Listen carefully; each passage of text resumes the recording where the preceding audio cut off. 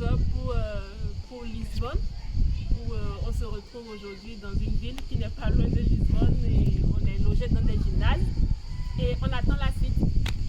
On est actuellement à Bucelas, à 30 minutes de Lisbonne. Donc je vais vous raconter un peu comment ça s'est passé, notre périple jusqu'ici. Donc on est parti de Nantes pour aller d'abord à Lourdes. Donc on a fait un voyage en car de 7 heures. On est arrivé à Lourdes, on s'est installé, on a eu quelques temps de prière. Puis on a passé la nuit à Lourdes, puis la journée dans le sanctuaire où on a fait la messe sous la pluie, mais ça s'est quand même bien passé en général. Et après, on a repris la route et on a passé la nuit dans le bus. Et c'est ça. Et, on est arrivé à Fatima vers 7h, 8h du matin. On a fait une petite prière tous ensemble avec la guitare et tout ça. On a traversé toute le Fatima pour aller au endroit du petit déjeuner. Après, ils nous ont fait visiter tout. On a connu la basilique, l'histoire de mosaïque, l'histoire des voyants avec notre cathédrale de Fatima. Et à la fin de la journée, on a aussi fait un messe spécial avec l'évêque.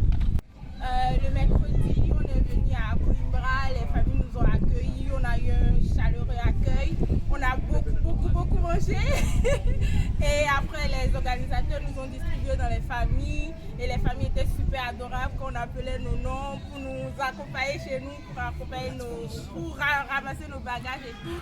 Franchement, c'était top. Le mercredi, tout ce qu'on a fait, on a marché à peu près 8 km dans une vigne. Et on avait des pique-niques, on a beaucoup mangé. Le vendredi, on a eu à faire la messe internationale, un genre de mini-messe, juste pour nous préparer à celle qui aura lieu ici à Lisbonne avec le pape. Donc on a fait la messe qui était présidée par l'évêque de Coimbra. C'était une messe intense où il n'y avait pas de siège pour s'asseoir, on était tous assis, tous par terre. Et ça permettait, malgré cela, on peut vivre la messe comme il se doit, comme lorsqu'on était sur nos paroisses et tout. Franchement, c'était top. Donc, après le vendredi, l'évêque Laurent est venu rejoindre notre groupe où nous avons passé toute la journée ensemble avec lui, avec des moments de prière forts. De l'accueil à l'évêque de Nantes aussi, après la messe, on a pu le voir, on a échangé.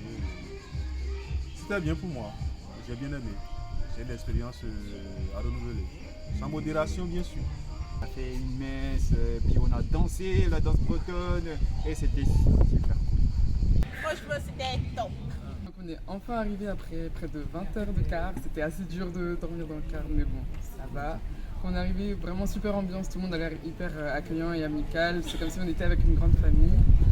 Pour ces JMJ, j'attends vraiment d'approfondir ma foi et de rencontrer Jésus à travers l'église avec un grand E. Et voilà.